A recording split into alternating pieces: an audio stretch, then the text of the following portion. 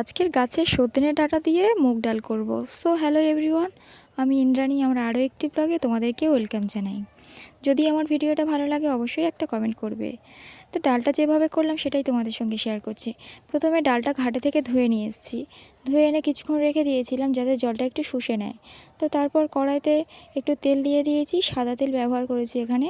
তো সাদা তেলটা দিয়ে এই ডালটা একটু নাড়াচাড়া করে নিয়েছি। নাড়াচাড়া করে ভালো করে সিদ্ধ বসিয়ে দিয়েছি জল ঢেলে। তো এদিকে ডাঁটাটা দিদি শাশুড়ি কেটে দিয়েছিল।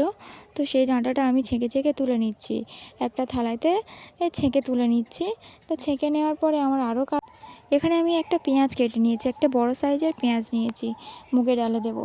আর মুগের ডালে সিদ্ধ হয়ে যাওয়ার পরে আমি তবে ডাঁটাগুলো দিয়েছি, তবেই ভালো নাকি টেস্ট হয় আর ভালো সিদ্ধ হয় ডাঁটাগুলো। তো এখানে তারপর দিয়ে দিচ্ছি হলুদ, তারপর নুন দিয়ে ভালো করে ডালটা ঘেঁটে লাবিয়ে নিচ্ছি। এবার ডালটাকে আমি সাঁতাল দেবো, তো লাবিয়ে নিচ্ছি তাড়াতাড়ি করে। এর তলায় ধরে যাচ্ছে আমার ডালটা। তো তারপর কড়াটা ভালো করে মুছে পরিষ্কার করে নিয়েছি।